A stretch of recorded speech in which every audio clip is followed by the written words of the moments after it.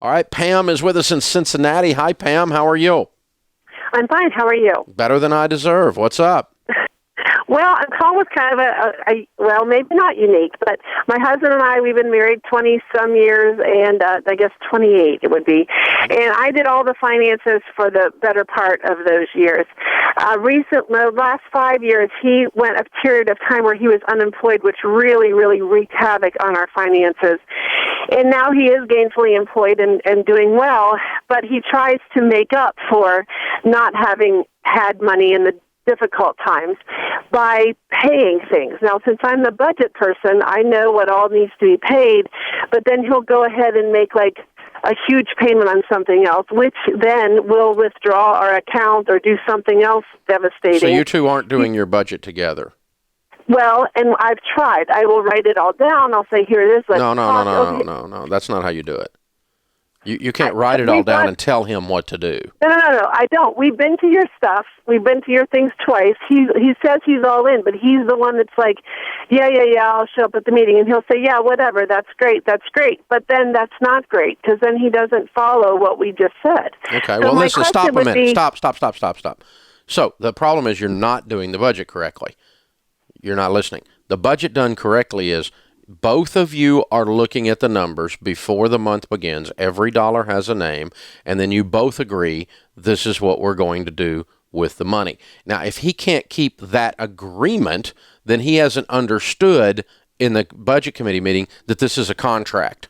You may want to put 2 lines at the bottom of the budget and both of you sign it and say, do not do anything else with money except what's on this, without coming back and you and I correcting it together. If you do anything other than this, I'm going to be all in your stuff because you lied.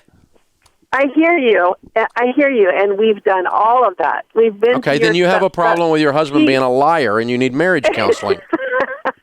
And that's what I would say. We've talked about that. I said, this is, you got to stick with this. It's like he's oblivious. And I don't know how to get him on the same page. He has not heard that this is a deal. He hasn't pinky swear, spit shake, made a contract with you. I'm telling you. Right. Because that or he absolutely has no integrity. And oblivious is not lack of integrity. Oblivious is he didn't understand that this is a big freaking deal. This is like you lying to me. Right. We have a contract here. And you're going to have to you're going to have to finish the budget committee meeting with that a few times. And then if he just goes and does whatever he wants to do and lies to you and breaks the contract, then you need to go see a marriage counselor. Mm-hmm. Really? Because, I mean, that's not oblivious then. That's just being aggressively an aggressive, straight-up, liar. I'm going to do whatever I want to do. Your vote doesn't count. All this doing a budget together doesn't matter. I sit down and look at it. I make my decisions, and to heck with your opinion. Well, that's no way to be married.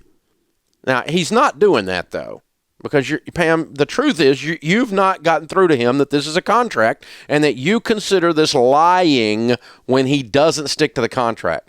That's what you've got to communicate to him. Because, guys, I'm one of them. You ladies are masters of subtlety. And you think you've said something, and we hadn't any more heard it than fly the moon. I mean, with a guy, you have to throw a brick through the window to get he has to, oh, okay, I got it now. And once we get it, we get it. But he has not heard you. I'll guarantee you. You think you're being blunt. You're not even close to blunt. You're so subtle, you're so passive-aggressive, you're not even saying it. You got to look in his eyes and go, contract, I'm going to slit your freaking throat, buddy. I'm going to kill you. Do not lie to me. You got, oh, that's how you look at this. Okay. And I don't know what language you're going to use in your situation, but, when it's a big deal, you have to make sure he knows it's a big deal. That's not oblivious. You can't be oblivious when you've had a conversation like that. And so that's where this is breaking down. The closing of the budget committee meeting is where this is breaking down. And then you guys just both go do whatever the flip you want to do. That's just not going to work.